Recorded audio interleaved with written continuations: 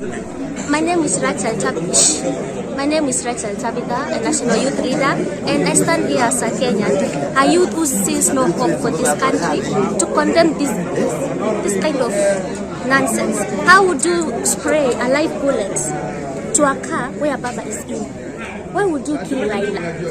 Why would you kill Raila? I know this Gachagua giving instructions for this kind of, for people to do the unthinkable, you know.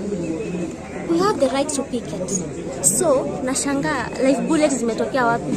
Wananchi wako very unarmed, but the police are using live bullets. They are unfortunately throwing tear gas uko ndani Kibra kwa residentials. Somewhere where there are small babies. And you know, tear gas can choke a small child. So this is so bad. I feel so bad as a Kenyan. I feel so bad as a follower of Baba. I feel so bad. I don't know why someone would think of shooting Baba or for the people. But if they dare, what is that? Because kama mtu anarusha tear gas kwa gari, anataka kufanya assault, tear gas, live bullets, anataka kuua. Live bullets never left anyone alive.